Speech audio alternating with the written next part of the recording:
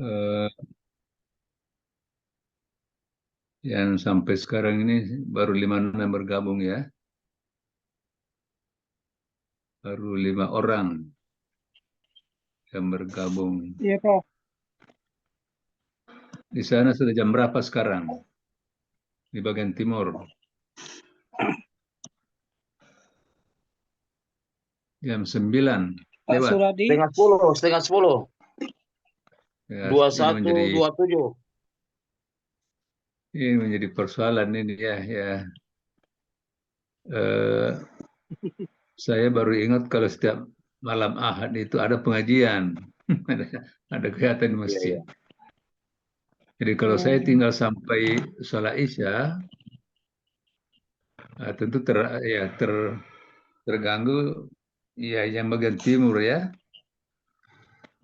Karena di sini selesai sholat Isya itu jam iya, 8. Prof. Iya, berarti di sana sudah jam 9 lewat ya. Iya, setengah 10 Pak Prof. Ya, seharusnya ya masuk setelah salat maghrib. Jadi kalau masuk setelah salat maghrib berarti sini ya katakanlah di sini jam 7 ya. Berarti di sana jam 8. Iya Prof. Iya. Ya, jadi seharusnya saya mulai jam 7.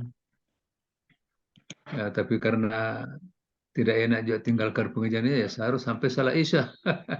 Ini Salah yang tidak apa Prof. Siap. ya. Kalau misalnya mau agak lebih aman ya, bagaimana kalau gini? Pindah di malam Jumat. Saya masuk jam 7 berarti saya jam 8 ya. Sudah salat Isya. Iya. Atau Bisa saya masuk juga, jam Prof. 7 juga. Eh? Ya. Di sana salat Isyanya kan Iya, bisa. iya tentu ya jam 8 sudah selesai salat Isya kan? Iya, ya Prof. Iya. Nah, di sini baru jam 7 kan. Jadi nggak apa-apa lah saya tidak sholat Isya. Saya mulai kuliah, menyampaikan ya, mengarahkan seminar itu pada jam 7 di sini, berarti saya jam 8. Bisa kira-kira Iya. gitu ya. Salah Prof. Tidak apa-apa juga. Tapi Insya Allah yang di Papua itu kita menyesuaikan. dikomunikasikan dulu ya dengan yang lain. Kalau misalnya tidak ya terpaksa begini keadaannya. Salah tidak apa Salah. Samirna wa ta'na. Siap Prof. Oh gitu. Jadi Iya. nggak apa-apa di Salah. sini jam 8 ya. Mungkin Tidak apa Prof. Iya. kadang-kadang lewat lagi sedikit ya. Iya. Ah, Salah. oke kalau gitu ya. Jadi tetap malam ini aja ya. Iya, iya Prof. Oke baik. Ini juga saya mengharapkan itu semuanya pada hadir ya. Iya Prof. Ini Banyak belum hadir. kita di sini kan ada 14 orang. Ya 14. Iya terkait dengan ini saya pernah mengatakan bahwa saya sedikit memberikan tugas untuk mata kuliah teknologi pendidikan. Jadi kalau misalnya tidak ada masih kurang yang hadir begini, gimana cara saya memberikan penilaian? Seharusnya kan sudah harus masuk teknologi pendidikan itu kan? Ya, tapi ada beberapa orang yang saya tidak tahu persis gimana ya. Padahal prodi menghendaki ya semuanya ini 14 orang. Ya kalau misalnya gini ya, minggu depan malam Ahad kita kuliah dulu. Nah, setelah kuliah saya memberikan tugas untuk teknologi pendidikan, terutama yang tidak aktif itu yang tidak menyampaikan makalah.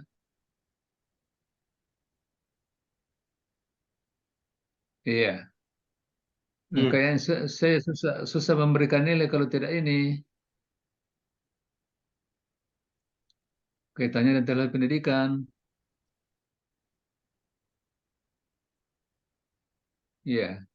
Coba disampaikan kawan-kawan ya, saya masih ingin tolerir itu. Ya, Ya, sehingga setelah iya, kuliah kurikulum minggu depan, malam Ahad, saya mau sedikit berikan tugas ya, teknologi pendidikan itu. Itu yang semester 2 itu, Prof. Iya, yang lalu karena Oh, itu ya yang karena lalu sudah itu karena waktunya sudah habis itu untuk saya pribadi sudah apa itu makalah saya sudah siap itu, Prof. Cuma habis waktunya jadi nggak sempat dapat bagian waktu itu saya. ya itulah karena ya kan ada berapa yang tidak pernah saya lihat. Ya untuk semester lalu itu Hmm. yang mata kuliah Pak Prof yang belum presentasi yang lainnya sudah semua, Prof. Karena waktunya habis kemarin. Apa itu harinya habis. Iya, karena Baru 3 Pak Suradi. Baru artinya sudah 3 ya sudah orang. ya sudah presentasi itu aman ya sudah. Tapi Insya Allah minggu depan, Prof. Minggu yang depan yang insya Allah saya. yang kehadirannya saja itu agak ini, apalagi kalau makanya sebenarnya sudah tidak terulang lagi ya. Saya harapkan di pengembangan kurikulum ini supaya aktiflah semua. Ya kalau misalnya satu kali tidak hadir ya satu dua kali ya itu kadang-kadang yang kita tidak bisa terhindar dari anu. Tapi kalau kemarin kan berapa yang datang aja minggu lalu 8 orang, ini 7 ya 7 orang ya minggu lalu. Ini sekarang baru 5 malah kan. Ya tapi kita jalan aja ya untuk ini. Hanya tadi ya menyangkut tentang Iya, perbaikan Prof. teknologi pendidikan itu sehingga saya masih berikan anu untuk iya. Jadi sampai sekarang ya sebelum masukkan nilai teknologi pendidikan ya meskipun ada yang sudah nilainya sudah ada kan, tapi ada yang saya sama sekali susah menebak ya tuh. Karena ketidakhadirannya itu yang banyak. Ya jadi sebenarnya untuk mata kuliah ini saya harapkan tuh ya selalu hadir semua supaya ya dalam memberikan nilai ya tidak ada keraguan. Ya baiklah kita jalan saja dulu ini ya. Silakan siapa yang persentase? Saya lihat makalah ini ya, landasan pengembangan. Iya, kelompok 4, Prof. Kenapa topik 2, 3 dilewati? 2, 3 belum siap bilangnya. Jadi karena Ah, biar tidak kosong, jadi saya bekerja keras untuk menyelesaikan makalah yang Masya Allah. nah, ya ini juga sebenarnya ya, tidak bagus kalau tidak runtut itu. Iya, tadi kan saya konsul sama teman-teman di grup daripada kosong bilangnya mendingan Pak Suradi aja gitu. Itulah seharusnya kan harus berurut materinya. Iya, iya. Ya baik, silakan Pak ya, silakan Pak Surah dan Pak Hanafi untuk menyampaikan. Iya, baik. Assalamualaikum warahmatullahi wabarakatuh. Alhamdulillah, syukurillah, wala hawla wala quwata illa billah. Amma ba'du, yang pertama-tama kita bersyukur kepada Allah Subhanahu wa taala yang mana pada kesempatan malam hari ini kita masih diberikan kesehatan, kekuatan iman dan Islam sehingga kita dapat eh, melaksanakan perintah Allah Subhanahu wa taala. Salawat serta salam semoga tercurah kepada junjungan Nabi kita Nabi Muhammad sallallahu alaihi wasallam, kepada para keluarganya, sahabatnya, dan kepada seluruh pengikutnya yang setia hingga akhir zaman kelak nanti. Baiklah, yang pertama-tama yang saya hormati dan saya muliakan yaitu eh, dosen kita yaitu Prof. Dr. Haji Sabarudin Garancang MAG serta teman-teman mahasiswa S2 Setai Al-Furqon yang saya banggakan. Alhamdulillah pada kesempatan malam hari ini kita kembali lagi yaitu melakukan aktivitas perkuliahan seperti biasanya. Insya Allah pada kesempatan malam hari ini kami dari kelompok 4 yaitu kelompok 4 dengan anggota ada 2 orang yaitu saya sendiri yaitu Suradi dan saudara Bapak Hanafing berdua. Ya, walaupun sebetulnya minta maaf apa namanya kami melangkah dari Seharusnya ini kelompok 2 dan 3 dulu sebetulnya, tapi karena belum siap jadi kami minta izin untuk menyampaikan makalah kelompok 4 ini. Kelompok 4 ini akan menyampaikan makalah yang berkaitan dengan pengembangan kurikulum PAI multikultural dengan judul Landasan Pengembangan Kurikulum. Kita masuk bagian A, yaitu latar belakang. Fungsi pendidikan nasional sebagaimana tercantum disebutkan bahwa fungsi pendidikan nasional adalah pengembangan kemampuan dan membentuk watak serta peradaban bangsa yang bermartabat dalam rangka mencerdaskan kehidupan bangsa. Selain itu, fungsi pendidikan juga dapat dilihat dalam dua perspektif. Yang pertama, secara mikro atau ukuran yang sempit. Kemudian pendidikan berfungsi untuk membantu secara sadar perkembangan jasmani dan rohani peserta didik. Yang kedua, secara makro atau secara luas, pendidikan berfungsi sebagai pengembangan pribadi, pengembangan warga negara, pengembangan kebudayaan, dan pengembangan bangsa. Kurikulum pendidikan dapat berubah sesuai waktu dan kontekstualitas suatu masyarakat. Masyarakat Indonesia dikenal sebagai masyarakat multikultural, sehingga pengembangan kurikulum harus melibatkan aspek multikulturalisme yang disebut kurikulum multikultural. Salah satu realita yang terjadi dalam kehidupan ini yang membuat kurikulum dikembangkan adalah dinamika dan perkembangan masyarakat. Masyarakat yaitu sebuah entitas aktif yang menghuni sebuah tempat, baik di desa maupun kota. Saat ini sudah banyak yang heterogen. Ada berbagai macam perbedaan dalam suatu entitas masyarakat tersebut. Misalnya, perbedaan tingkat pendidikan, kemudian perbedaan kekayaan, perbedaan kedudukan sosial, atau yang lazim disebut dengan kemajemukan vertikal. Ada pula perbedaan suku, agama, budaya, bahasa, adat istiadat, atau disebut dengan perbedaan horizontal. Kemajemukan vertikal bisa terjadi setelah melalui proses.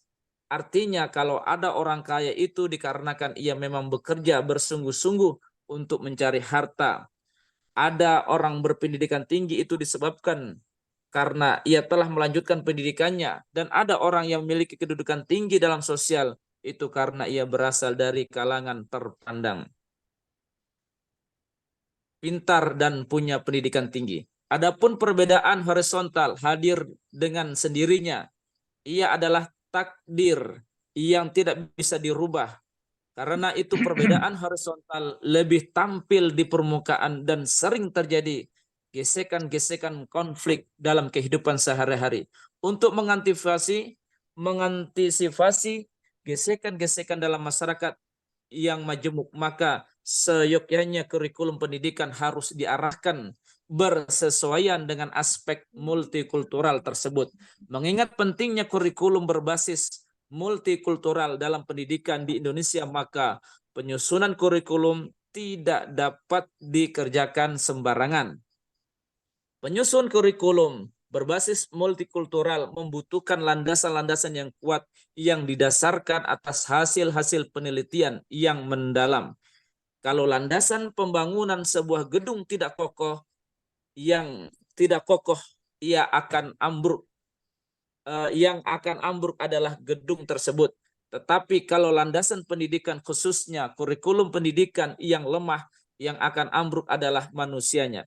Kurikulum tersebut didasarkan atas hasil penelitian. Maksudnya adalah bahwasanya kurikulum dibentuk harus berdasarkan realita fakta yang terjadi di lapangan atau harus berdasarkan kebutuhan. Karena mustahil menyusun kurikulum kalau tidak didasarkan pada tujuan yang diharapkan. Dengan kata lain, kurikulum dapat disusun setelah dilakukan kajian, penelahan, penelaahan dari berbagai literatur dan telah memiliki perangkat-perangkat kurikulum yang akan dipergunakan seperti landasan penyusunan kurikulum.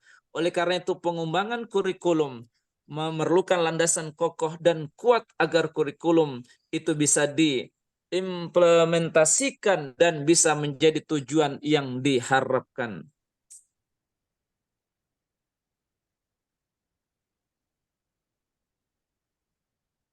Kita masuk bagian yang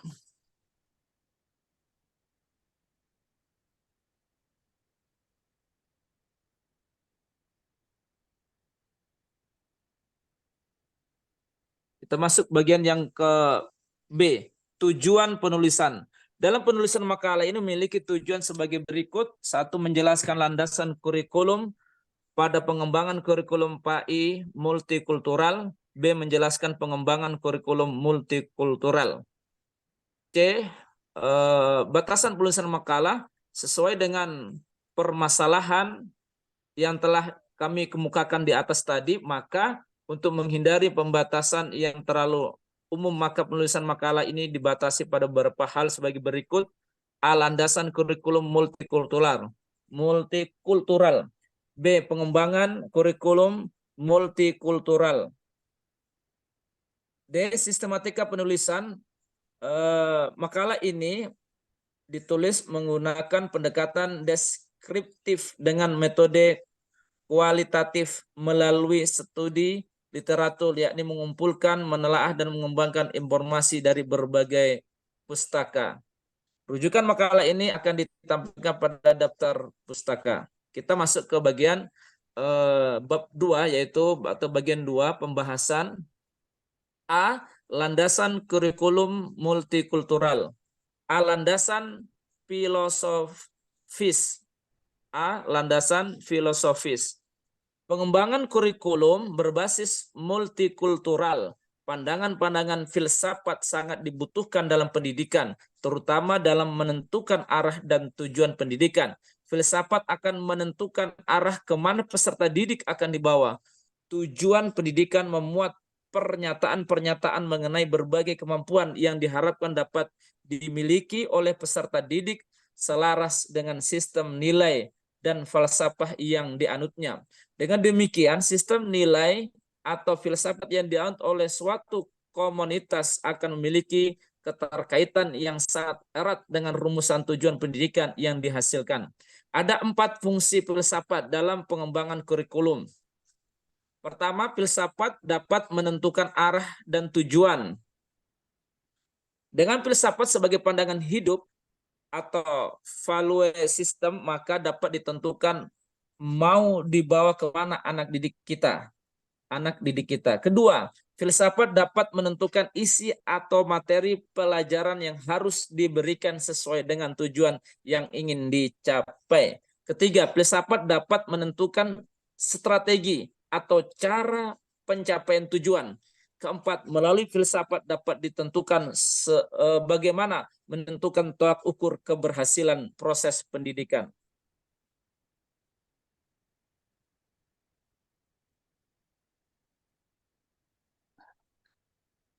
Masing-masing aliran filsafat tersebut terwujud dalam kemungkinan-kemungkinan sikap dan pendirian peserta didik, seperti 1, sikap konservatif, yaitu mempertahankan nilai-nilai budaya manusia sebagai perwujudan dari esensialisme. 2, sikap regresif, yaitu kembali pada jiwa yang menguasai. 3, menguasai, yaitu agama sebagai perwujudan dan perennialisme. 3, sikap bebas dan modifikatif sebagai perwujudan, dan progresivisme. 4, sikap radikal rekonstruktif sebagai perwujudan dan rekonstruksionisme. Dan 5, sikap yang menekankan keterlibatan peserta didik dalam kehidupan empiris untuk mencapai pilihan dan menentukan jati dirinya sebagai perwujudan dari eksistensialisme. Namun demikian, dalam melaksanakan pengembangan kurikulum tidak bisa fanatik dengan satu aliran saja. Bisa saja kurikulum yang dihasilkan merupakan gabungan dari setiap aliran itu. Sebagai contoh, kurikulum bermuatan pendidikan moral dan agama bisa saja berorientasi kepada aliran idealis perennial. Namun untuk kurikulum yang bermuatan natural, cenderung ke arah aliran filsafat realisme, para pragmatisme. Begitu pula kurikulum berbasis multikultural cenderung ke arah progresivisme dan rekonstruktivisme. Jika prinsip-prinsip multikulturalisme ini dikembangkan dalam kurikulum pendidikan berbasis multikultural, maka secara filosofis pemikiran ini berangkat dari aliran filsafat progresif rekonstruktivisme. Dikarenakan aliran filsafat ini sifatnya kritis, konstruktif, dan progresif dan kontekstualitas. Dalam progresivisme, misalnya, tujuan pendidikan hendaknya diartikan sebagai rekonstruksi pengalaman yang terus-menerus agar peserta didik dapat berbuat sesuatu yang inteligens dan mampu mengadakan penyesuaian dan penyesuaian kembali sesuai dengan tuntunan dari lingkungan. Kata kunci di sini adalah progresif, yaitu bergerak maju. Adapun rekonstruksionis adalah aliran filsafat pendidikan yang dikembangkan.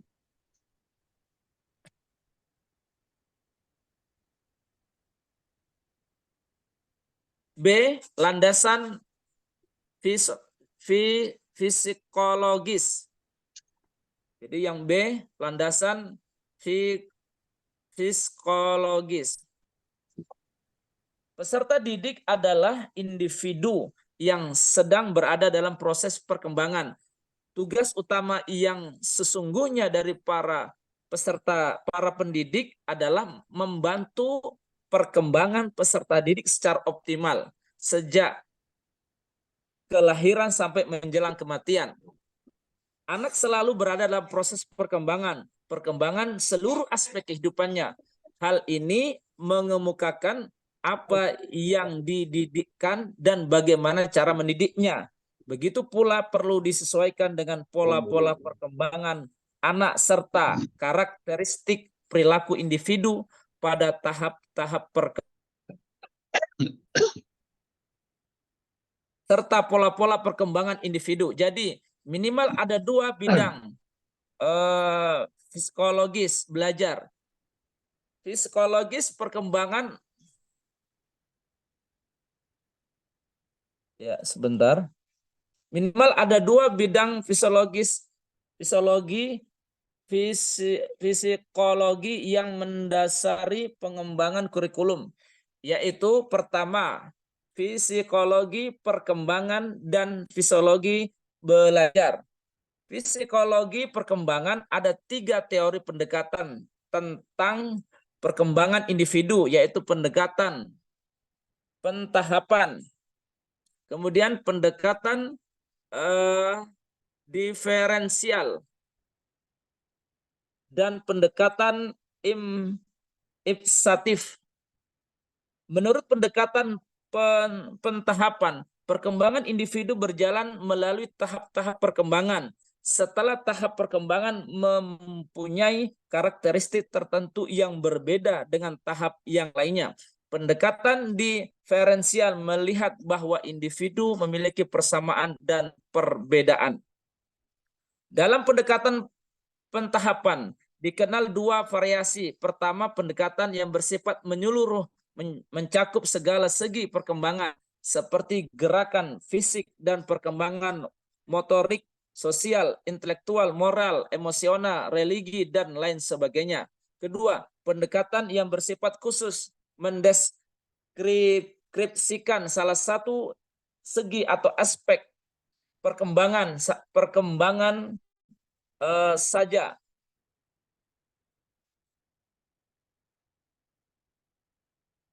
Ada 4 tahapan perkembangan kognitif anak menurut Piaget, yaitu tahapan sensorimotor, yaitu usia 0 sampai 2 tahun. Kemudian tahapan praoperasional, umur 2 sampai 4 tahun. Tahap konkret operasional, usia atau umur 7 sampai 11 tahun.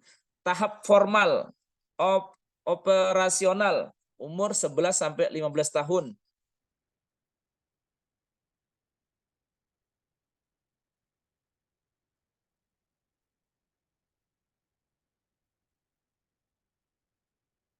Perkembangan peserta didik dari aspek pendidikan atau jenjang sekolah dapat dibagi menjadi 1.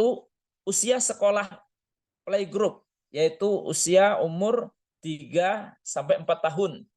Kedua, usia TK, umur 4 sampai 6 tahun. Ketiga, usia tingkat sekolah dasar, umur 7 sampai 12 tahun.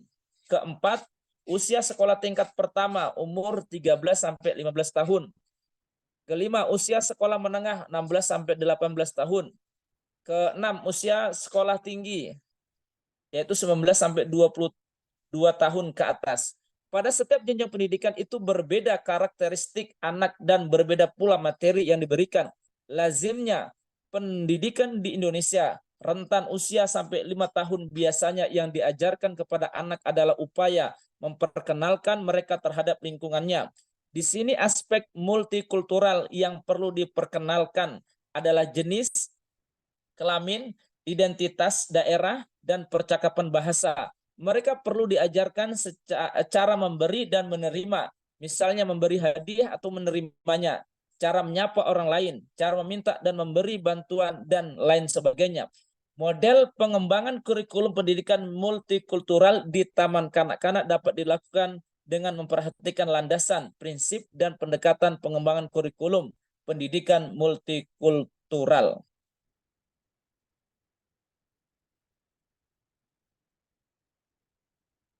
Kemajuan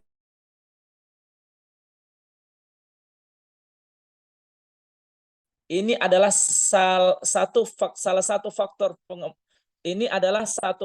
pengembangan kurikulum yang disebut kurikulum berbasis multikultural. Kurikulum berbasis multikultural memiliki tujuan menciptakan lulusan yang terdidik cerdas untuk melangsungkan kehidupan dalam keragaman. Landasan filosofis dan psikologis pengembangan kurikulum berbasis multikultural adalah upaya untuk membentuk kurikulum pendidikan berdasarkan pemikiran filsafat dan perkembangan fisikis manusia.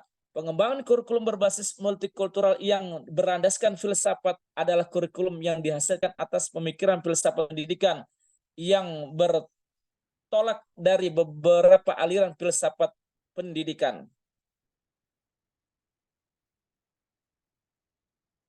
Bagian yang B, pengembangan kurikulum multikultural.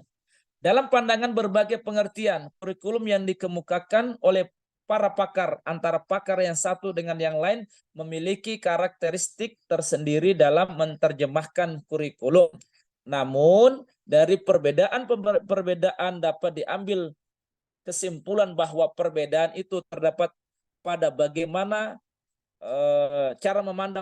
bagaimana memandang kurikulum secara sempit atau secara luas. Secara sempit, kurikulum diartikan sejumlah mata pelajaran yang harus ditempuh oleh peserta didik mulai dari masuk sekolah sampai selesai untuk mendapatkan ijazah. Diartikan secara luas, kurikulum tidak hanya sebatas mata pelajaran yang harus diikuti oleh siswa selama mengikuti pendidikan, tetapi meliputi segala usaha sekolah yang dapat mempengaruhi belajar siswa.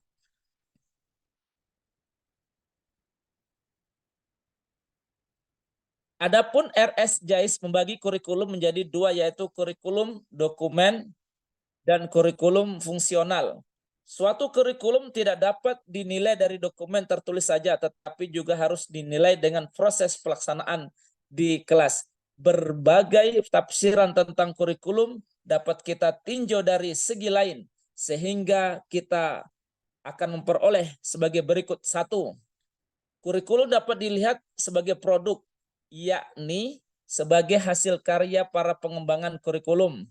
Biasanya dalam suatu panitia, hasilnya dituangkan dalam bentuk buku pedoman kurikulum yang misalnya berisi sejumlah mata pelajaran yang harus diajarkan.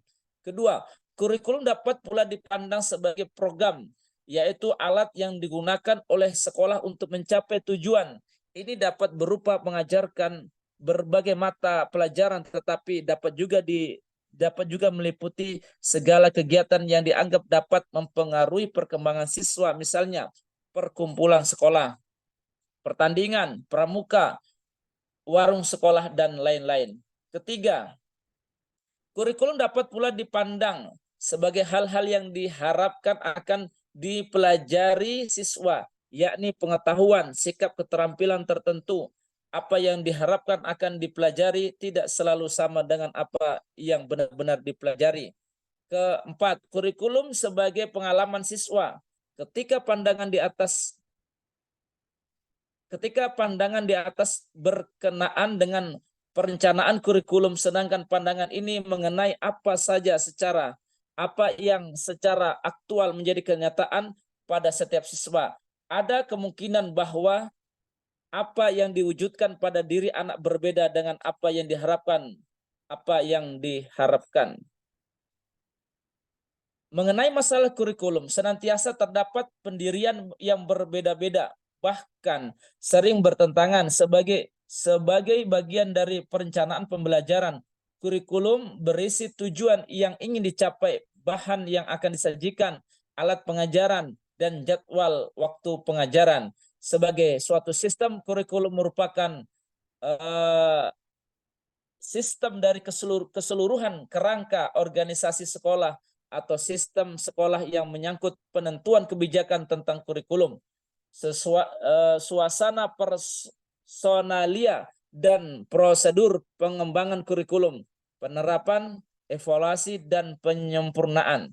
Kurikulum merupakan suatu rencana pendidikan yang memberikan pedoman dan pegangan mengenai jenis, ruang lingkup, urutan isi, serta proses pendidikan. Oleh karena itu, kurikulum memiliki kedudukan sentral dalam seluruh proses pendidikan.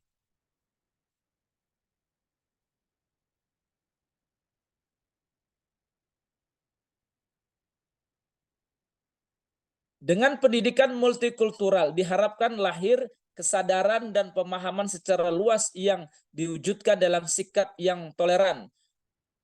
Para ahli kurikulum seperti Hilda Taba menyadari bahwa kebudayaan adalah salah satu landasan dalam pengembangan kurikulum. Sedangkan Murray Prin menyatakan pentingnya kebudayaan sebagai landasan bagi kurikulum dengan mengatakan bahwa boleh dilanjutkan oleh Pak Hanafing supaya tidak terlalu capek. Ya, silakan Pak Hanafing.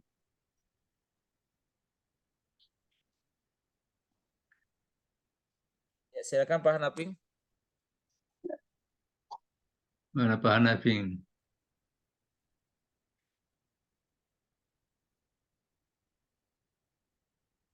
Pak Hanafing. Ya, Dengan kalau tidak ada, pendidikan multikultural diharapkan lahir kesadaran dan pemahaman secara luas yang diwujudkan dalam sikap yang toleran. Para ahli kurikulum seperti Hilda Taba menyadari bahwa kebudayaan adalah salah satu landasan dalam menyatakan pentingnya kebudayaan sebagai landasan bagi kurikulum, dengan mengatakan bahwa kurikulum is construct of that culture. Kebudayaan merupakan keseluruhan, totalitas cara manusia hidup dan mengembangkan pola kehidupan, sehingga ia tidak saja menjadi landasan landasan di mana kurikulum dikembangkan. Tetapi juga menjadi target hasil pengembangan kurikulum. Indonesia adalah negara yang kaya dengan budaya seperti dinyatakan dalam ungkapan Bhinneka Tunggal Ika. Apabila kebudayaan dijadikan salah satu landasan kuat dalam pengembangan kurikulum, maka proses pengembangan kurikulum di Indonesia harus pula memperhatikan keragaman kebudayaan yang ada. Artinya, pendekatan multikultural kurikulum di Indonesia adalah salah satu keharusan yang tak dapat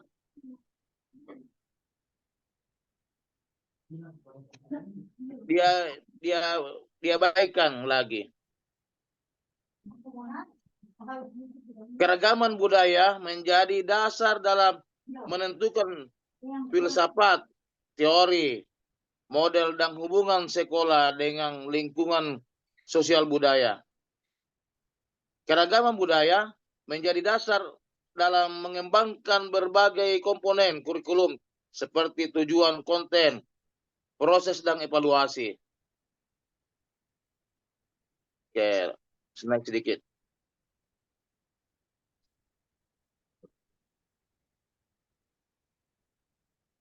Oke. Budaya di lingkungan pendidikan adalah sumber belajar dan objek studi yang harus dijadikan bagian dari kegiatan-kegiatan belajar anak didik. Kurikulum berperan sebagai mengembangkan kebudayaan daerah dan kebudayaan nasional. Pengembangan kurikulum masa depan berdasarkan pendekatan multikultural dapat dilakukan berdasarkan langkah-langkah berikut. 1. Mengubah filosofi kurikulum. 2. Teori kurikulum tentang konten berubah dari yang mengartikan konten sebagai aspek substantif. Yang 3 adalah teori yang digunakan dalam kurikulum masa depan yang memperhatikan keragaman sosial, budaya, ekonomi, dan politik. Yang keempat, proses belajar yang dikembangkan untuk anak didik juga harus berdasarkan proses yang dimiliki tingkat isomorfisme yang tinggi. Artinya, proses belajar yang menggandakan anak didik belajar secara individualitis dan bersaing secara kompetitif individualis harus ditinggalkan dan diganti dengan cara belajar berkelompok.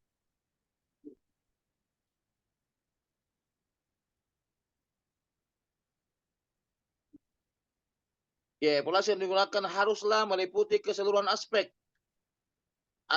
kemampuan dan peserta didik sesuai dengan tujuan dan konten yang dikembangkan. Alat evaluasi yang digunakan haruslah beragam sesuai dengan sifat, tujuan, dan informasi yang ingin dikumpulkan dengan menerapkan penilaian berbasis kelas.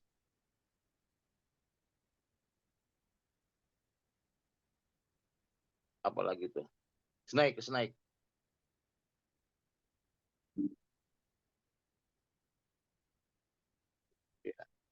Bab 3, kesimpulan dan saran. Kesimpulan 1, landasan pengembangan kurikulum multikultural harus memperhatikan aspek filosofis, psikologis. 2, pengembangan kurikulum multikultural dilaksanakan dengan memperhatikan persepsi, sikap, dan perilaku multikultural sehingga menjadi bagian yang memberikan kontribusi positif terhadap pembinaan sikap multikultural para siswanya. Yang ketiga, tenaga pendidik dalam implementasi kurikulum multikultural harus memiliki pengetahuan serta paham nilai-nilai kebudayaan bangsa Indonesia dan bersikap kompeten yang menyampaikan nilai-nilai tersebut, baik di wilayah kognitif, efektif maupun psikomotoriknya. Saran-saran berdasarkan pada uraian tersebut di atas, maka penulis mengembangkan sebagai berikut. Seorang guru diharapkan untuk dapat memahami dan melek terhadap perkembangan pendidikan, agar setiap aktivitasnya selaras tanpa mengorbankan siswa dalam kepentingan politik dan bersifat dinamis. Yang kedua, guru harus memastikan instrumen-instrumen yang digunakan untuk mengetahui perkembangan peserta didik dapat mencakup semua ranah perkembangan multikultural. Mengenal Saya kira, karakteristik peserta didik. iya, Iya. saya kira sudah cukup. Sekarang Ya, kita akan alhamdulillah. masuk kepada diskusi. Tentu saja diberi waktu kepada yang lainnya, ya para pendengar. Tapi sekarang sudah tinggal 4 orang ya, termasuk 2 penyaji. Ya silakan. Iya, Prof. Ya silakan mulai. Walaupun 4 orang aja ya. Iya. 2 penyaga, 2 yang menyajikan. Ya silakan Pak Haryanto. Kemudian Baik, ya, kemudian Pak Nurdin. langsung saja. Ya, Ya silakan Pak Haryanto. ya. Baik, Assalamualaikum warahmatullahi wabarakatuh. Salam. Terima kasih atas waktunya yang telah diberikan kepada kami, yang sama-sama kami hormati Bapak Profesor Sabarudin Karancang dan teman-teman mahasiswa sekalian yang hadir pada malam hari ini. Baik, langsung saja ada beberapa pertanyaan yang ingin saya tanyakan kepada pemateri pada malam hari ini. Yang pertama adalah landasan-landasan apa saja yang harus dipertimbangkan dalam mengembangkan kurikulum. Sekali lagi kami ulangi, landasan-landasan apa saja yang harus dipertimbangkan dalam pengembangan kurikulum. Itu yang pertama. Kemudian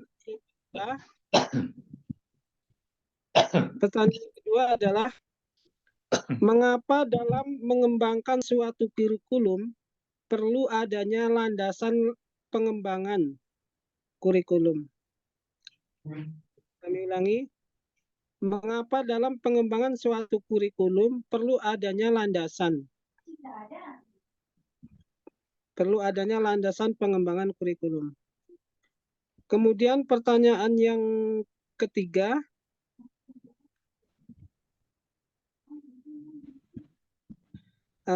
adalah apa yang akan terjadi jika pengembangan kurikulum tidak berjalan dengan baik? Ada 3 pertanyaan.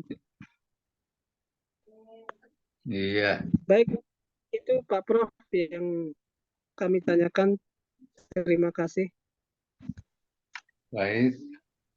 Sekarang ya mungkin juga ada dari Pak Nurdin. Iya ada Pak Prof. Ya silakan Pak Nurdin. Baik, Bismillah. Assalamualaikum warahmatullahi wabarakatuh. Assalamualaikum. Waalaikumsalam warahmatullahi. Terima kasih banyak atas waktu yang diberikan kepada kami.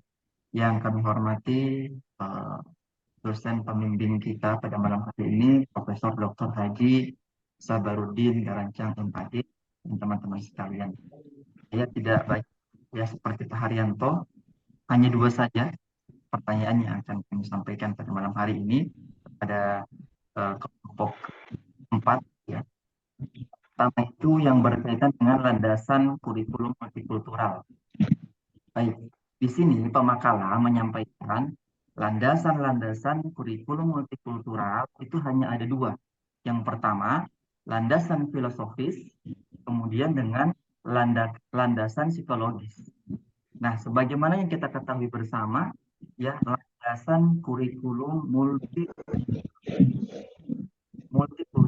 Kita garis bawahi landasan kurikulum multikultural. Tapi di sini pemakalah hanya menyampaikan dua landasan ini, landasan filosofis dan landasan ya psikologis. Nah, kira-kira tidak ada pertimbangan landasan dalam pengembangan kurikulum, tidak ada pertimbangan seperti budaya atau sosial. Nah, itu yang menjadi pertanyaan pertama. Jika ada, masuk di mana? Apakah masuk di landasan filosofis atau masuk di landasan psikologis? Karena tadi di kesimpulan ada dibahas terkait dengan pertimbangan budaya, tapi masuk di mana? Kalau memang ada landasan filosofis atau landasan psikologis. Nah, kemudian pertanyaan yang kedua, tadi pemakalah menyampaikan bahwa kurikulum itu ada dua, ya. Kurikulum itu ada dua. Yang pertama ada disebut sebagai kurikulum dokumen, ya. Yang pertama pemakalah menyampaikan ada yang disebut sebagai kurikulum dokumen dan kurikulum fungsional. Tolong bisa dijelaskan kepada kita semua apa itu yang dimaksud dengan kurikulum dokumen dan apa yang dimaksud dengan kurikulum fungsional, ya. Mungkin hanya dua itu yang bisa kami ajukan pertanyaan kepada pemakalah pada malam hari. Ulangi Pak Nurdin, apa soalnya kurang jelas ini Pak?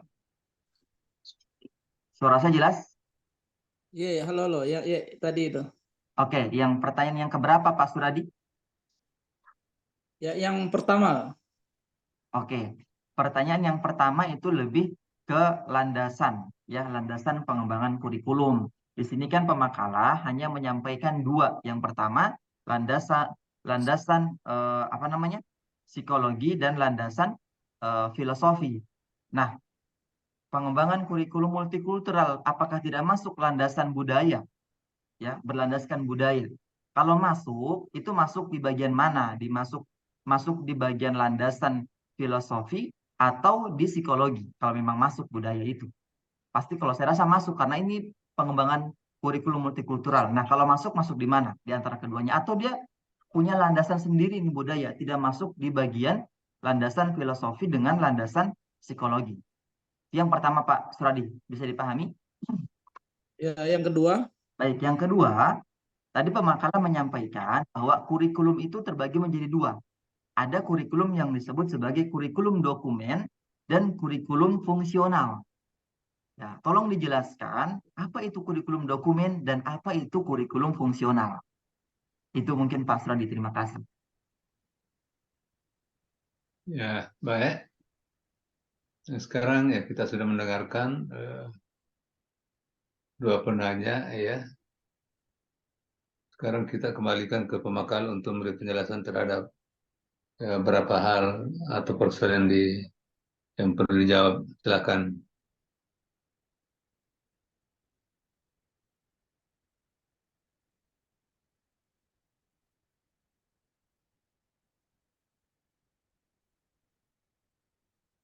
Ya, Ya, halo. ya, silakan Pak Suradi, Pak Hanafi. Pak Haryanto, soal yang pertama tadi apa Pak? Kurang jelas di sini ya Pak.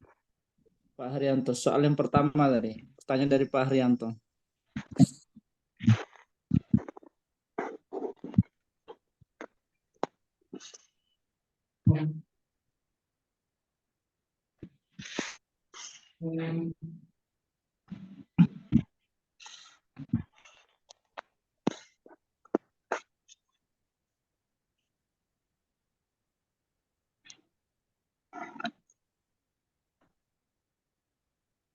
Halo. Ya, halo. Soal tak yang pertama tadi Pak Haryanto. Ah, Atau tadi Pak Hanafi ada nulis Pak Hanafi? Bentar, Pak.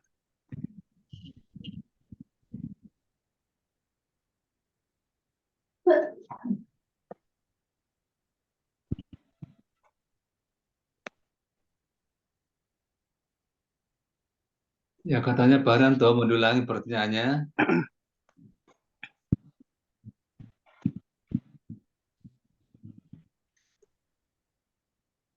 Kurikulum. Hanafi ada nulis Pak Hanafi tadi.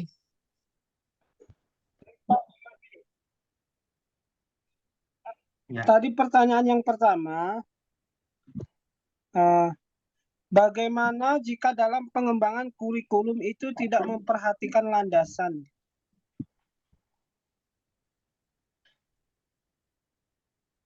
Iya, nggih. Oh, mohon maaf Pak Suradi, saya ulangi Pak Suradi, bukan begitu tadi ya. Eh, pertanyaan seperti ini Pak Suradi. Landasan-landasan apa yang harus dipertimbangkan dalam mengembangkan kurikulum? Dalam mengembangkan kurikulum multikultural. Iya, nggih.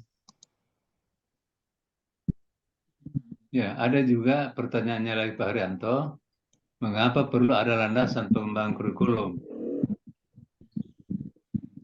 Iya, iya betul. Mengapa perlu ada landasan? Bolehkah tidak ada? Iya. Iya. Mengapa perlu ada landasan? Ya, silakan. Ya baik, terima kasih atas waktu yang diberikan. Saya akan mencoba untuk menjawab beberapa pertanyaan dari rekan-rekan mahasiswa. Yang pertama yaitu pertanyaan dari yaitu Bapak Haryanto. Yang pertama yaitu berkenaan dengan landasan-landasan yang harus diperhatikan dalam pendidikan multikultural. Ya tadi sudah saya menyebutkan di dalam makalah tadi ini, setidaknya ada 2 pembahasan landasan yang sudah kami sampaikan dalam makalah tadi. Di sini kami membatasi untuk menyebutkan 2 saja. Mungkin ada yang lain tapi tidak kami sebutkan karena kalau kami cantumkan di dalam makalah mungkin akan panjang banget makalahnya nanti. Jadi landasan yang pertama yang kita pergunakan untuk pendidikan multikultural yaitu landasan filosofis. Ya, filosofis tadi sudah saya terangkan, yaitu filosofis. Yang kedua yaitu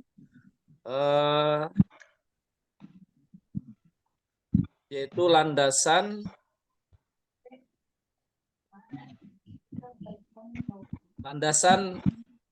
psikologis. Jadi ada 2 landasan itu yang perlu kita jadikan acuan atau pertimbangan supaya apa? Supaya pendidikan kita itu dalam mengarah ke multikultural itu dapat tercapai seperti itu. Itu pertanyaan yang pertama. Jadi ada 2 landasan yang kita pertimbangkan atau kita gunakan yaitu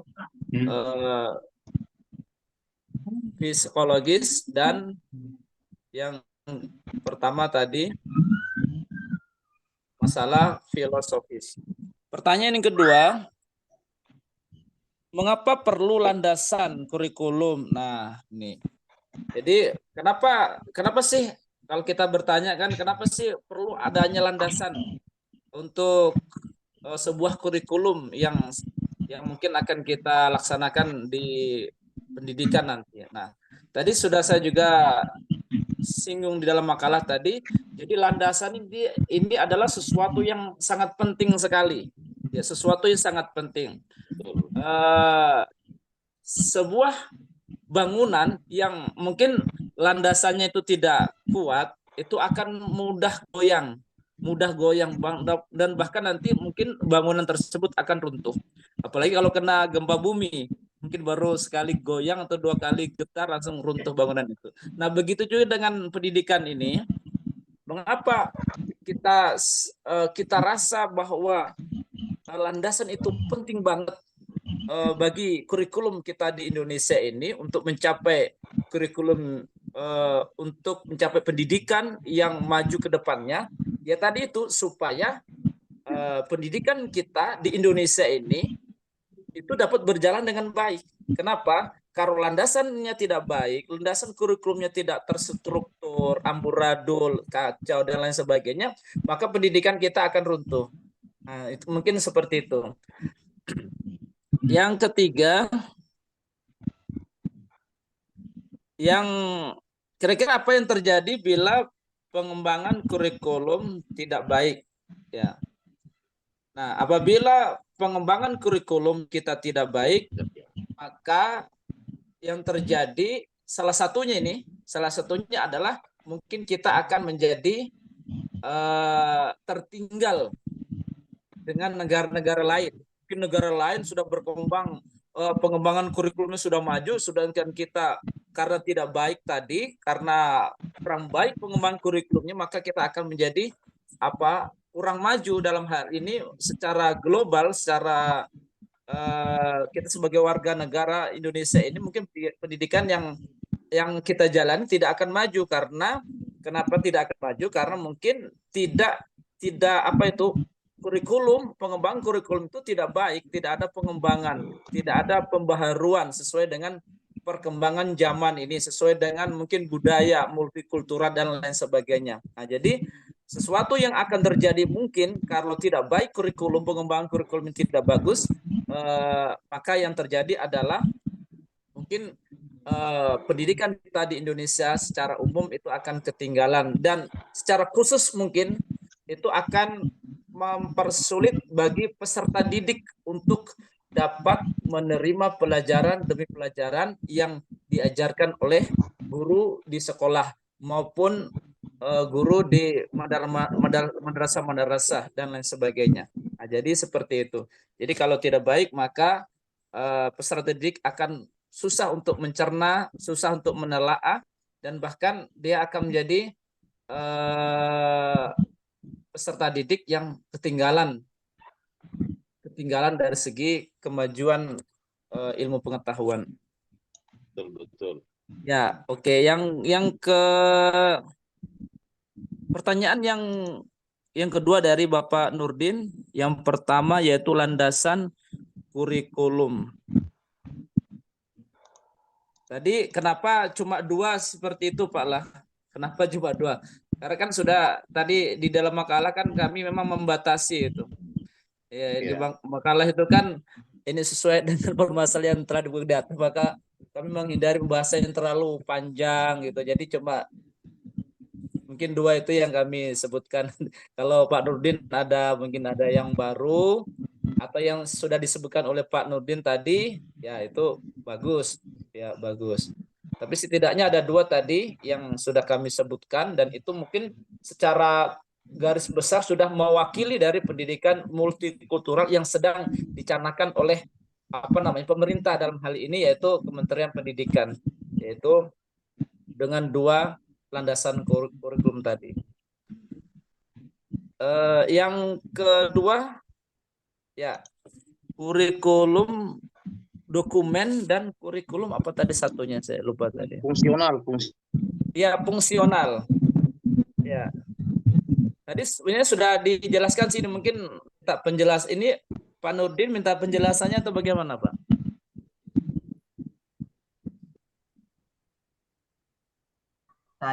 Kalau saya memahami kurikulum dokumen itu kurikulum yang sudah memang baku artinya itu sudah menjadi pedoman yang memang harus dijalankan di sekolahan atau di satuan pendidikan. Nah, sedangkan kurikulum yang fungsional itu, kalau kurikulum fungsional itu begini, Pak. Mungkin kurikulum yang tidak ada di dalam kurikulum yang baku tadi, gitu. Karena kalau memang kita hanya berpatokan kepada kurikulum dokumen saja yang sudah baku, sudah memang harus kita laksanakan seperti itu anjuran dari pemerintah, maka kan kita ini negara multikultural, mungkin mempunyai perbedaan budaya, atau mungkin dari segi geografis kita juga berbeda. Ada yang tinggal di pinggir pantai, ada di pegunungan, ada yang di lembah, ada yang di pinggir sungai. Mungkin kurikulum fungsional inilah yang akan menjadi penyempurna. Artinya ketika 2 kurikulum, antara kurikulum dokumen ini digabungkan dengan kurikulum fungsional, disitulah letak keberhasilan suatu pendidikan. Disitulah mungkin akan mampu menjadikan peserta didik itu menjadi peserta didik yang kedepannya mungkin akan menjadi peserta didik yang maju, yang pintar sesuai dengan apa namanya komitmen undang-undang kita, yaitu mencerdaskan kehidupan bangsa seperti itu. Jadi dua kurikulum ini, dokumen dan fungsional, itu digabung ya. Dengan ini mudah-mudahan pendidikan yang ada di negara NKRI ini dapat berjalan dengan baik seperti itu. Ya mungkin dari Pak Hanaping ada tambahannya nih Pak. Karena kita kan sistem Oke, dadakan. baik. Baik, saya akan lanjutkan ini tentang kurikulum fungsional. Ya, kurikulum fungsional ini untuk gimana kita bisa mengarahkan, ya, dapat berfungsi kegiatan sehari-hari, supaya dia bisa pahami tentang belajar mengajarnya, begitu. Artinya bagaimana kita bisa mengarahkan anak-anak itu dapat berfungsi dalam kegiatan sehari-harinya dalam belajar.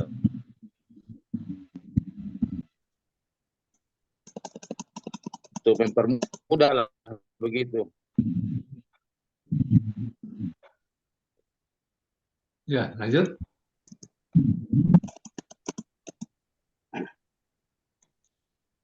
Menanggapi Pak Suradi. Halo? Iya, Pak Haryanto. Ya. Baik, kembalikan ke Pak Haryanto. Silakan kembali Pak Haryanto. Begini Pak Suradi, secara umum, jadi pengembangan kurikulum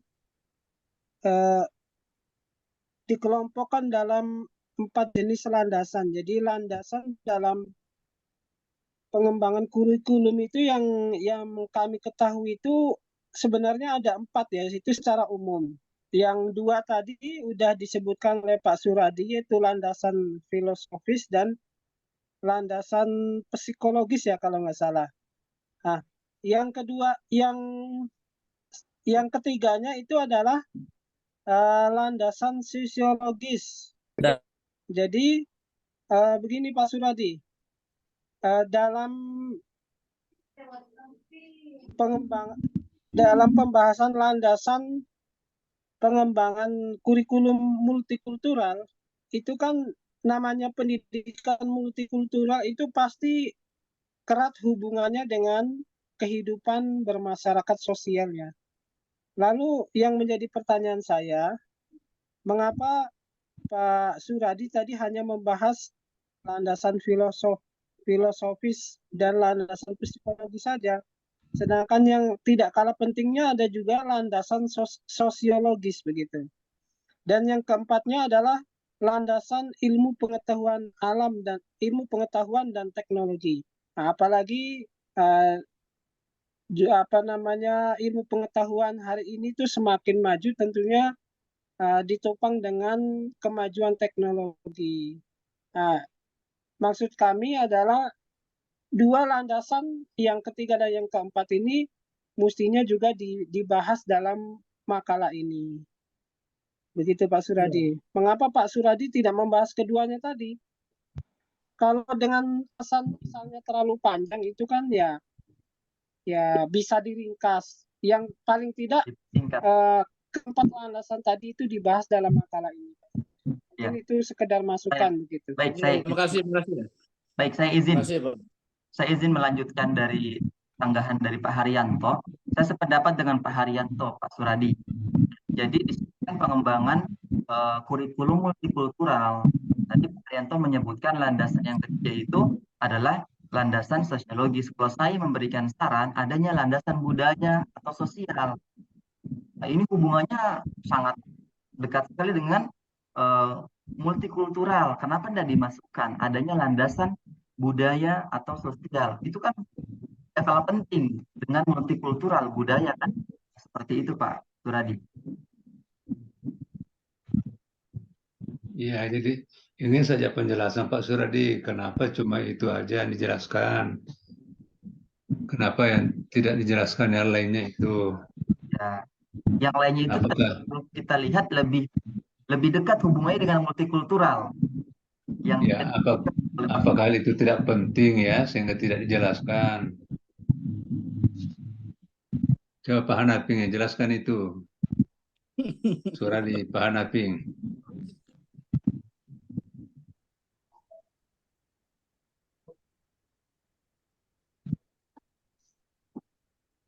Ya,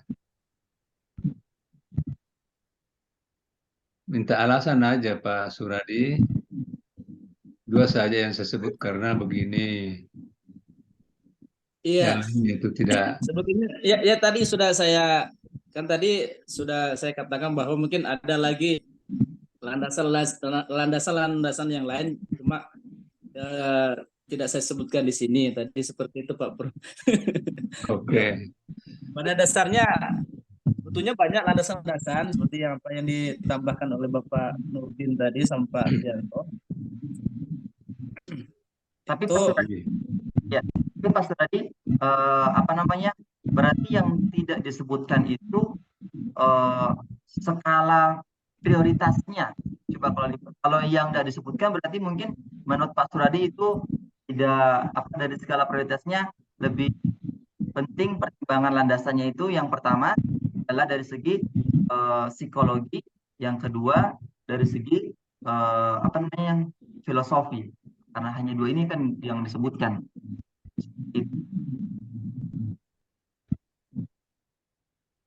ya kalau menurut saya sih dua ini sudah luar biasa ini Pak. Kalau kita dapat menerapkan di lapangan ini sudah luar biasa hasilnya gitu. Sangat. Nah, kalau kita ibaratnya terlalu bertele-tele, terlalu banyak kurikulum yang kita tapi nyatanya di lapangan pelaksanaannya kurang. Nah, itu sama aja. Mas Radi, ini bukan kaitan gimana penerapannya, tapi kita harus mempertimbangkan banyak landasan.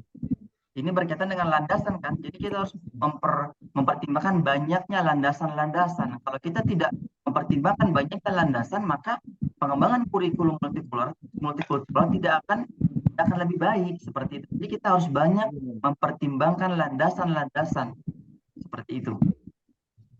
Jadi tidak hanya dicukupkan Ya, dengan dua. sedikit Ya, Iya. mungkin nanti Ya, Pak betul. Nurdin nanti bisa kami masukkan dalam makalah nanti untuk tambahan apa yang Bapak sampaikan tadi. Oke, jadi setuju ya untuk Ya, menyempurnakan karena makalah itu. ini tadi makalah ini baru sore tadi baru selesai Pak Prof, karena yang apa itu kelompok 2 sama 3 nggak ada tadi. Oh gitu ya. Jadi mendadak. Iya. Betul tadi dari Pak Nurdin itu semakin banyak landasan semakin bagus ya. Oke, baik. Ya, betul sekali. Ya, nah sekarang kita kembangkan sedikit dari itu. Apa itu landasan Pak Suradi, Pak Hanaping? Apa ini maksud landasan? Ya, sehingga mengatakan tadi itu penting ya. Nah, apa itu landasan? Dasar untuk membuat suatu kurikulum. Karena landasan Itu juga. memiliki peranan yang sangat penting. Ya Pak Prof? Itu juga masih perlu juga. Iya, landasan Ya. itu. Apa itu dasar? Iya. Jadi masih menggunakan pertanyaan lain lagi. Ya Pak Suradi mengatakan landasan itu dasar ya. Tapi masih muncul pertanyaan apa itu dasar? Karena belum jelas kalau hanya begitu aja penjelasannya Pak Suradi. Iya, iya. Iya. Apa itu lagi dasar? Ya mungkin ada bantuan dari yang lain ya Pak Rianto, Pak Ibu Nur Syamsi. Ya, kalau landasan kurikulum itu menurut saya ini Pak Prof. Tadi yang ditanya sama Pak hanya landasan Pak Suradi, bukan landasan kurikulum, tapi landasan itu apa? Apa Oh, ya? landasan. Landasan itu apa namanya lah? Acuan atau dasar atau tumpuhan atau tolak ukur. Nah, atau tolak ukur yang harus kita jalankan gitu. Acuan, tolak ukur atau dasar. Seperti itu landasan. Itu ya. Tadi ada pertanyaan apa itu dasar? Coba. Kamus, Pak.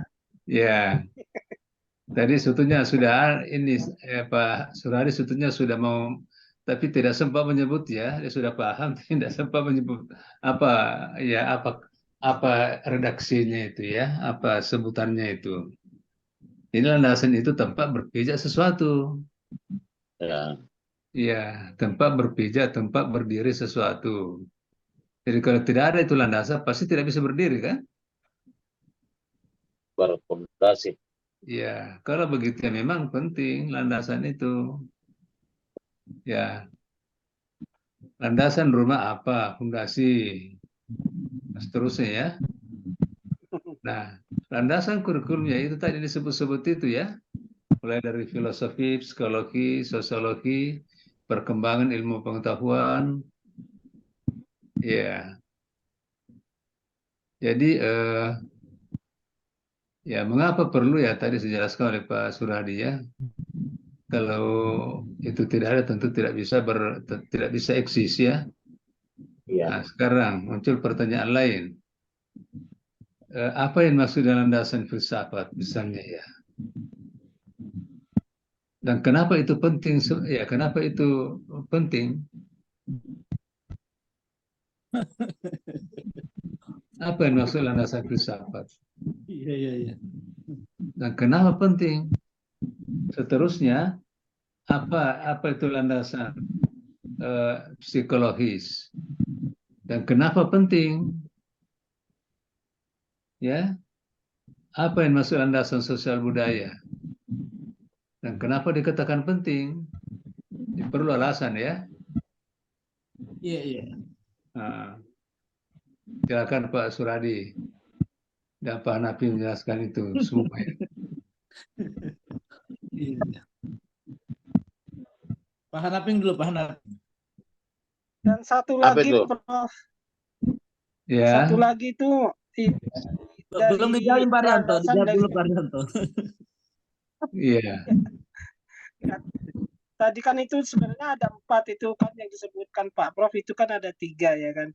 Jadi untuk melengkapi sebenarnya yang keempatnya dari segi perkembangan iptek gitu. Mengapa landasan dari segi perkembangan iptek itu dianggap penting gitu. Itu untuk melengkapi saja Pak Prof. iya. Silakan Pak Suradi. Pak Hanaping dulu nah. Ya, silakan. Tapi mungkin kalau iptek tidak dibahas sama pemakalah Pak Arianto, jadi mereka tidak bisa memberikan alasan.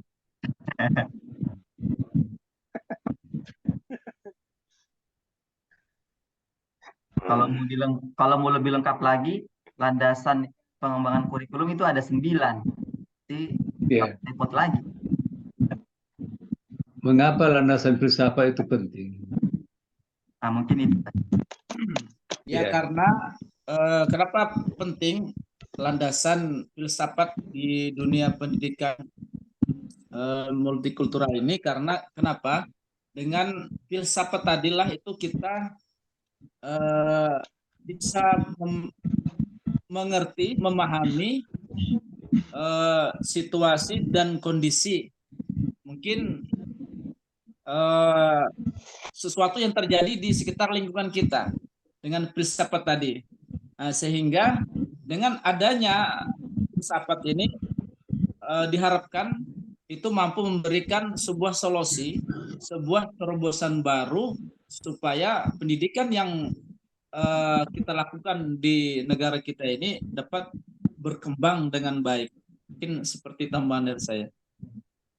Ya, mungkin ada redaksi lain dari mungkin Pak Suradi, Pak Haryanto, Pak Nurdin, Ibu Nur Syamsi. Ada nggak Ibu Nur Syamsi sekarang ya? Ada Ibu Nur ya? Kayaknya nggak ada Ibu Nur Syamsi ya? Sedang sakit ini Prof. Oh, Hadir Prof, ada. ada ya. Oh, ada ya. Ya, jangan ada masukan sumbangan ya untuk Pak Suradi, Pak Naping.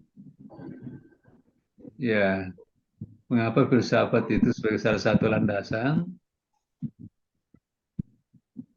Iya, Kenapa sehingga penting ya filsafat itu sebagai salah satu landasan? Saya izin Pak Prof membacakan kembali.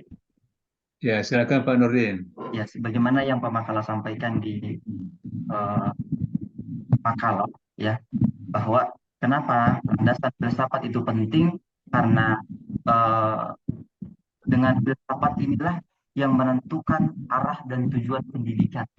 Sehingga ini sangat penting untuk dijadikan sebagai landasan pengembangan kurikulum karena di antara alasan mengapa penting itu karena dijadikan sebagai arah dan tujuan pendidikan itu dengan filsafat. Nah, juga kemudian yang kedua itu menentukan isi materi pelajaran. Ya, seperti apa yang diberikan kepada siswa. Kemudian yang ketiga, strategi. Dengan filsafat ini bisa menentukan strategi atau cara, metode ya di dalam memberikan pembelajaran kepada siswa. Seperti itu.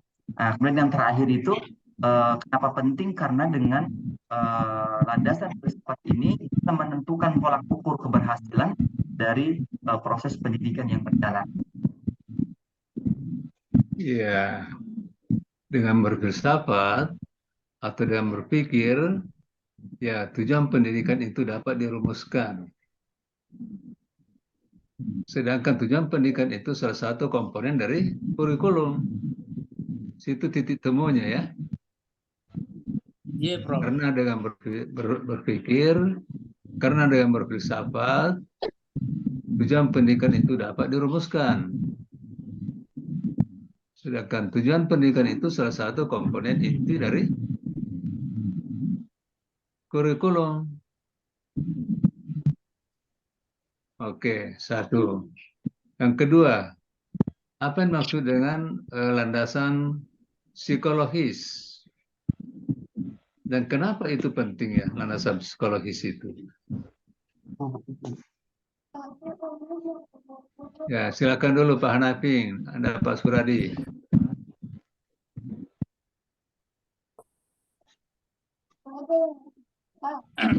Landasan psikologis, apa yang maksud landasan psikologis? Dan kenapa itu penting untuk kurikulum? Ya, jadi baik, terima kasih. Landasan psikologis itu apa namanya itulah, yaitu tujuannya adalah untuk mengetahui seseorang memantau perkembangan orang tersebut, dalam hal ini siswa contohnya. Jadi dengan landasan psikologis, jadi seorang pendidik atau guru tersebut mampu mengetahui perkembangan dari peserta didik tersebut. Nah, kenapa landasan ini sangat penting? Supaya kenapa? Dengan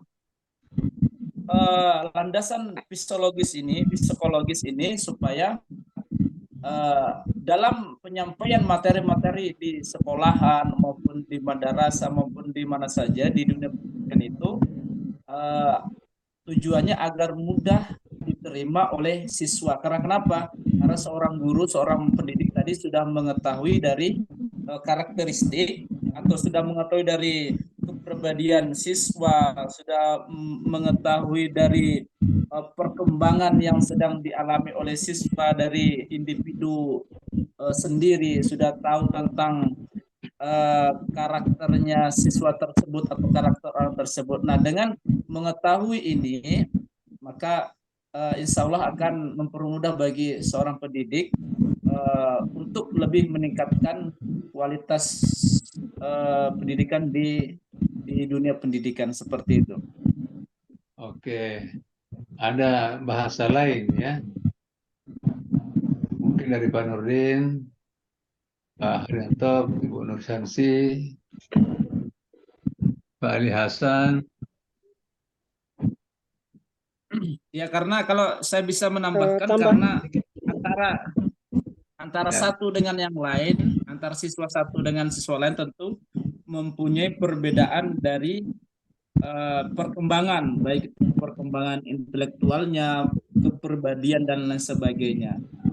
Oleh karena itu Kalau ini sudah kita ketahui sebagai pendidik sudah mengetahui landasan psikologis ini, maka nanti akan mempermudah menyampaikan materi di pendidikannya. Oke, seperti itu Pak Prof. Ada dua, ya. Ini coba pertanyaannya itu, apa yang dimaksud dengan landasan psikologis? Dan kenapa landasan psikologis itu penting dalam pengembangan kurikulum? Jadi ya memerlukan pengertian ya. Yang dimaksud landasan psikologis adalah apa? Kemudian Boleh menambahkan, Prof? Oh, silakan Pak Haryanto. Silakan. Baik, terima kasih. Langsung saja, menurut apa yang kami ketahui, landasan psikologis itu adalah sebuah landasan pengembangan kurikulum yang mengacu untuk tercapainya dengan maksimal sesuai dengan kondisi peserta didik di lapangan. Jadi landasan psikologis itu ya sebuah landasan untuk mengembangkan kurikulum yang akan diacu agar dengan maksimal sesuai dengan kondisi peserta didik yang ada di lapangan, maksudnya di lingkungan kita. Kemudian mengapa landasan psikologi itu dianggap penting ya? Muncul pertanyaan. Ya. Kalau jawabannya itu mengatakan landasan psikologis adalah landasan untuk memajukan apa tadi, memajukan apa? Arah. Ya, justru landasan itu yang boleh diketahui landasan apa itu. Ya, jadi ada yang terlihat, ada yang tidak terungkap, ya, ada yang tersembunyi. Landasan untuk ya mengetahui. Justru yang ingin diketahui landasannya itu apa? Izin Pak Prof. Untuk memudahkan pelaksanaan proses pembelajaran barangkali. Ini butuh pengertian atau definisi ya. Apa artinya definisi atau pengertian? Ya, mengungkap tentang arti sesuatu, hakikat sesuatu. Seperti ya, apa yang dimaksud manusia? Manusia adalah punya kepala, punya tangan, punya apa dan sebagainya ya. Nah sekarang, apa yang dimaksud landasan psikologis? Izin Pak Prof, saya Pak Prof. Oke, silakan Pak Nurdin. Baik, cara sederhananya yang ya ini persoalan bahasa ya, ya sehingga silakan. Baik, sederhananya apa itu landasan psikologi? Landasan psikologi itu adalah dasar di dalam memahami perilaku siswa. Artinya dasar di dalam memahami itu. Ya, terus kenapa itu penting? Baik, kenapa landasan psikologi penting? Karena dengan landasan psikologi ini bisa atau ilmu yang mempelajari tentang perilaku individu yang berkenaan dengan perkembangannya, sehingga penting. Itu apa? Oke, itu dari Pak Nurdin. Ada dari Bu Nur Syamsi? Silakan Ibu Nur Syamsi. Kalau menurut saya, kalau landasan psikologi itu adalah sebagai titik tolak dalam proses pendidikan yang membahas berbagai informasi tentang jiwa atau psikis manusia yang selalu mengalami perkembangan atau dapat memudahkan pelaksanaan proses pembelajaran. Jadi psikologis itu yang jelasnya berbagai informasi tentang jiwa dan psikis manusia. Sama hanya kesempatan ya, contoh ini. Apa yang dimaksud makanan? Makanan adalah sesuatu yang ingin dikunyah supaya kita kenyang. Jadi jangan dikatakan makanan adalah untuk kenyang. Ya, arti satu penjelasan yang menyimpan dari hakikat sebenarnya. Apa yang dimaksud makanan? Makanan adalah sesuatu yang dikunyah. Yang masuk di mulut. Tujuannya apa? Untuk kenyang. Jadi jangan langsung mengatakan ya makanan adalah untuk kenyang. Jadi ada inti yang hilang ya. Apa yang dimaksud makanan? Makanan adalah sesuatu benda yang dikunyah untuk menjadi kenyang.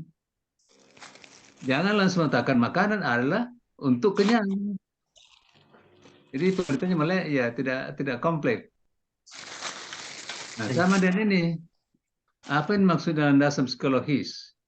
Dan kenapa landasan psikologis itu penting? Ya, Iya, iya betul. jadi memerlukan definisi ya, pengertian. Iya. Definisi itu kan menyangkut tentang hakikat sesuatu. Ya, oke. Jadi landasan psikologis adalah landasan yang berdasarkan dengan kejiwaan atau tingkat perkembangan anak. Jiwa. Iya kan? Landasan psikologis adalah landasan yang berdasarkan kejiwaan atau tingkat perkembangan anak. Kenapa hal itu penting? Karena kurikulum itu hendaknya sesuai dengan tingkat perkembangan anak. Kalau kurikulum tidak sesuai dengan tingkat perkembangan anak, maka ya hasil ya pembelajaran nanti tidak maksimal. Iya kan? Anak-anak umur 2 tahun atau 5 tahun, tapi diberikan muatan yang kira-kira bisa dijangkau oleh orang yang baru bisa dijangkau oleh orang yang berumur 10 tahun. Ya, jadi tidak sesuai dengan tingkat perkembangan anak. Allah. Ya. Betul, Pak Bro. Jadi yang dasar yang berdasarkan dengan kejiwaan atau tingkat perkembangan anak. Kenapa itu penting? Karena kurikulum itu harus sesuai dengan tingkat perkembangan anak. Ya, dan kapan tidak sesuai dengan tingkat perkembangan anak, maka pembelajaran nantinya yang sesuai dengan kurikulum itu ya tidak maksimal, terlalu berat. Oke, lanjut. Ya, apa yang dimaksud dengan landasan ya sosial budaya dan kenapa itu penting? Pak Hanafin dulu, ya, yang punya makalah. Apa yang maksud landasan sosial budaya Iya Pak Prof. dan kenapa itu penting?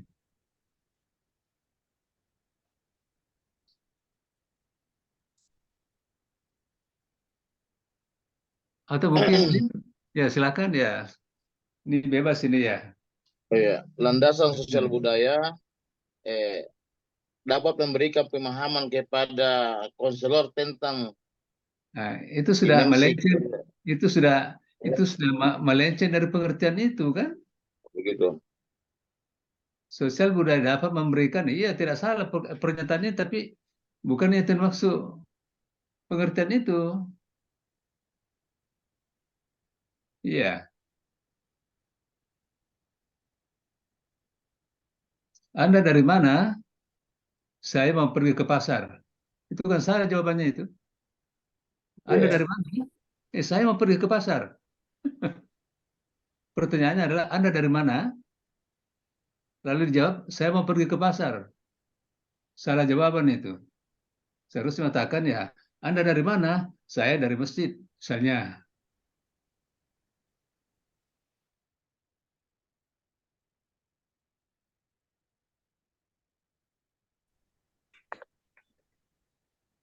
Sebab pertanyaan saya adalah dari. Iya. Anda dari mana? Nah, saya dari masjid, ya, itu benar. Anda dari mana? Saya mau ke masjid. Kan salah, tidak tepat jawabannya itu. Ya, sama dengan seperti itu tadi ya.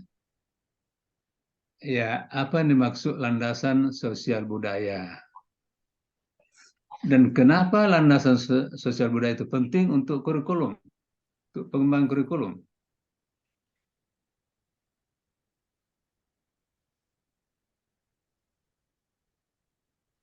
Ya, Pak Suradi, Oh iya, yang punya makalah ya. sosial budaya. Apa itu? Apa yang maksud dengan landasan sosial budaya? Dan kenapa itu penting? Iya, baik. Eh, menurut apa yang saya ketahui, landasan sosial budaya itu apa namanya lah? Eh, dasar kita untuk mengetahui Itu sudah salah jawaban itu. Dasar untuk mengetahui. Jadi itu sudah bukan lagi pengertian itu. Di sama tadi, eh, sama begini tadi Pak Prof.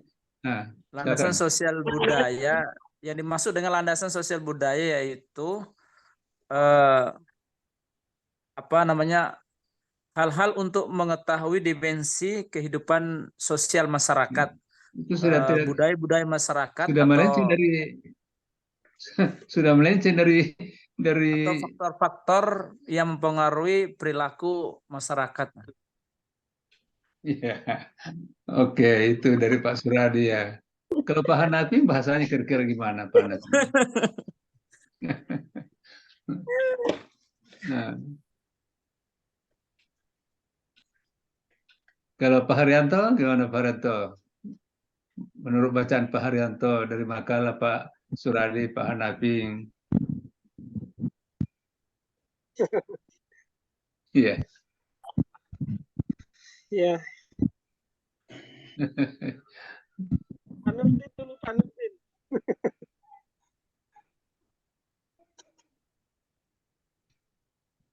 Ya, jadi landasan sosial budaya adalah landasan yang berdasarkan ya budaya atau keadaan masyarakat berdasarkan kebutuhan masyarakat. Kenapa itu penting? Karena kapan kurikulum itu tidak sesuai dengan budaya masyarakat, maka bisa saja kurikulum itu tidak ya sia-sia. Bisa saja kurikulum itu sia-sia. Misalnya ya, kita berada di daerah pertanian. Seharusnya materi-materi itu hendaknya sesuai dengan masalah pertanian. Janganlah diberikan materi-materi yang cocok dengan kelautan. Jadi berbeda ya, berbeda. Nah, jadi harus kita berikan dengan ya sesuai dengan keadaan setempat itu, sosial budayanya. Itu ya terkait dengan masalah-masalah lain. Nah, jadi untuk membuat kurikulum ya harus perhatikan itu semua. Bagaimana keadaan sosial budayanya, bagaimana karakter ya atau psikologinya, bahkan bagaimana perkembangan ilmu pengetahuan yang mengitarinya, ya, bahkan bagaimana perkembangan iptek, ya semua ya harus dilihat itu ya. Sekarang itu kan zaman-zamannya iptek gitu ya. Jadi kalau tidak diselipkan materi terkait dengan masalah iptek, maka ketinggalanlah kurikulum kita. Iya, ya harus ya melihat itu, harus berdasar ke situ. Ya, sekira gitu ya yang. Iya, Dan Prof. satu lagi ada namanya landasan yuridis ya, landasan hukum. Jadi kurikulum itu tidak serta merta kita harus buat ya. Seharusnya juga harus sesuai dengan harus ya ada landasan hukum yang mendukungnya. Tentu landasan kita yang paling tinggi itu adalah Pancasila dan Undang-Undang Dasar. Nah, selain itu ya ada misalnya peraturan pemerintah, ya undang-undang, ya sehingga lahir biasanya kurikulum itu. Katakanlah kurikulum merdeka itu kan ditunjang dengan ya undang-undang, keinginan pemerintah, kurikulum K13 itu ditunjang dengan adanya peraturan pemerintah kan. Itu landasan yuridisnya, landasan hukum. Tapi selain itu yang sangat penting adalah itu tadi, faktor-faktor itu ya. Ya, landasan filsafat, landasan psikologis, landasan sosial budaya, dan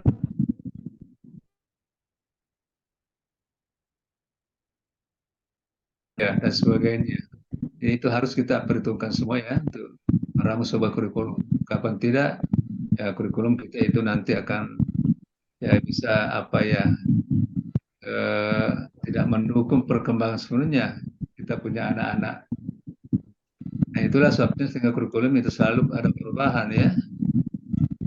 Bayangkan dulu sebelumnya ada namanya KBK, setelah itu ada KTSP, setelah itu ada lagi K13, sekarang ya kurikulum merdeka. Kurikulum merdeka. Nah, kadang-kadang ada orang mengeluh, kenapa selalu merubah kurikulum? Ya, memang karena tuntutan itu tadi, landasan-landasan itu. Ya, terutama sekali perkembangan pengetahuan.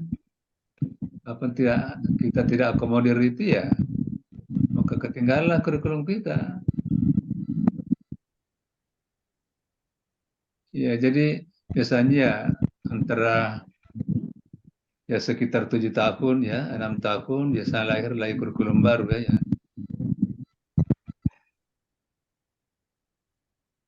Ya, sekira mungkin sudah cukup barangkali ya. Jadi malam ini kita membahas landasan pengembang kurikulum ya multikultural ya. Apalagi yang namanya multikultural artinya budaya-budaya berbeda ya. Jadi bagaimana pendidikan agama itu di tengah-tengah ya masyarakat yang berbeda budaya ya. Itu harus selalu dipertimbangkan itu. Ya, kurikulum di katakanlah di satu tempat mungkin beda dengan ya di tempat lain, meskipun ada unsur-unsur yang sifatnya nasional ya, yang seragam, tapi ada hal yang berbeda. Iya, misalnya ya mungkin katakan di daerah Bugis ya harus ada selipan mata pelajaran bahasa Bugis ya. Tempat lain ya mungkin tidak perlu. Ya, jadi ya memang harus ya ada perbedaan-perbedaan, meskipun ada yang secara umum artinya harus dimiliki semua. Ya, sekira ya selamat kepada Suradi dan Hanafing ya sudah menyelesaikan tugasnya. Ya, sayangnya ini lompat ya, ada yang sebelumnya belum dikaji tapi langsung ya nggak apa-apa karena sudah begini kondisinya. Mudahan ya pertemuan berikut ya makalah topik 2 dan makalah topik 3 ya. Iya, Prof. Iya. Saya kira kita sudah jam sekian ya, apalagi di daerah timur ya, mungkin sudah jam 11 lewat, Prof. Ya, yang 11 lewat, mau tidur sedikit, setelah itu bangun sholat tahajud 2. Insyaallah. Tidur bisa tidak bangun lagi ya.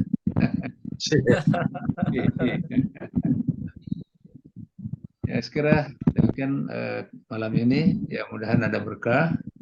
Amin. Mari kita tutup dengan membaca Alhamdulillah. Alhamdulillahirrahmanirrahim. Assalamualaikum warahmatullahi wabarakatuh. Waalaikumsalam warahmatullahi wabarakatuh. Iya, saya keluar. Masih banyak Pak Prof. Ya, baik. Luar biasa, Pak Suradi dan Pak Hanafing. Saya minta maaf Pak Suradi ya. Kira belum malam ini. Iya. Pokoknya